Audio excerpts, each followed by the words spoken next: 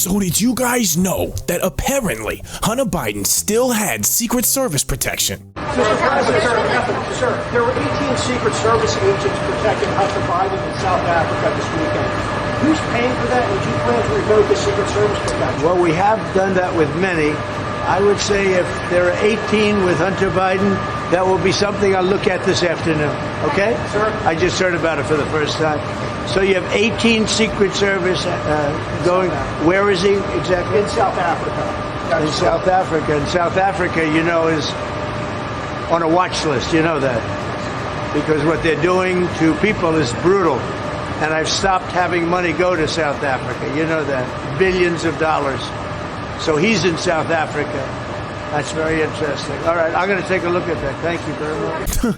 Isn't that wild? So I guess Trump didn't know about it either. We bring you some breaking news that President Trump just put out moments ago, ending the Secret Service protection for Hunter Biden immediately, and also others in the Biden family. So let's show you this Truth Social from just moments ago. President Trump saying, Hunter Biden has had Secret Service protection for an extended period of time, all paid for by the United States taxpayer. There are as many as 18 people on this detail, which is ridiculous. He is currently vacationing in all places, South Africa, where the human rights of people has been strenuously questioned. Because of this, South Africa has been taken off our list of countries receiving economic and financial assistance. Please be advised that effective immediately, Hunter Biden will no longer receive Secret Service protections. Likewise, Ashley Biden, who has 13 agents, will be taken off as well. Protection for adult family members of an ex-president usually ends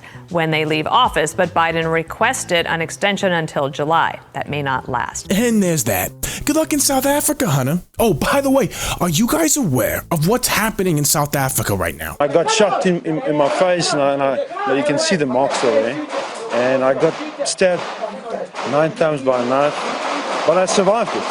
Right now, white people in South Africa are being systematically targeted for their race, and the media won't tell you about it. This is not intense. What's happening in our country? Everyone, hear me, come here. And I get very emotional about it. Come here, guys. What is happening in South Africa? Our people are getting tortured. Where's everyone? Nikki, Our old people who can't defend themselves are being burned with cooking oil. The numbers just rising by the day. It's rising, but I mean, you are always worried that you will be the next. Crime stalks the lives of all South Africans, but farmers feel particularly vulnerable. 74 were killed last year, according to official statistics, although many think the true picture is worse. Those farm attacks are brutal, and usually they don't steal anything. So there's something, we don't know what it is, but they are just getting murdered, and then they leave.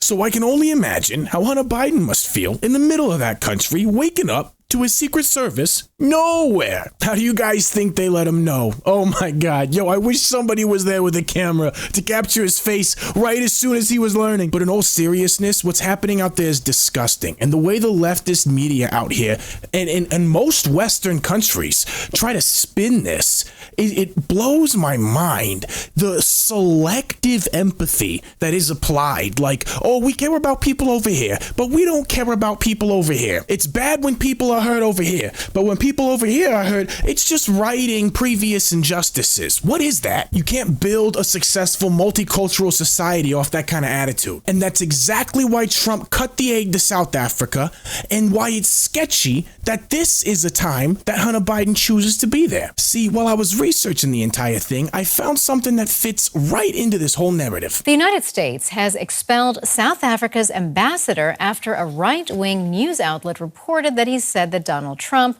was leading a white supremacist movement. Ibrahim Rasool has been given 72 hours to leave the country. U.S. Secretary of State Marco Rubio called Rasool, quote, a race-baiting politician who hates America and the president. The diplomatic row flared up after a U.S. media company reported the comments the ambassador made in an online discussion with a South African think tank.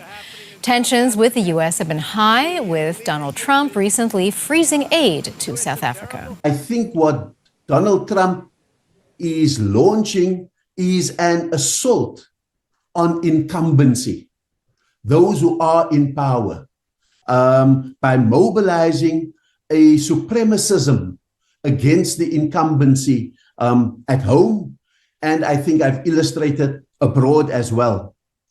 So in terms of that, the supremacist assault on incumbency, we see it in the domestic politics of the USA, the MAGA movement, the Make America Great Again movement, as a response, not simply to a supremacist instinct, but to very clear data that shows great demographic shifts in the USA, in which the voting electorate in the USA is projected to become 48% white. Okay, Diane, excuse me. Can you tell us perhaps a bit more what the point the ambassador was trying to get across? 48% white? What is that supposed to fucking mean? A supremacist assault on incumbency?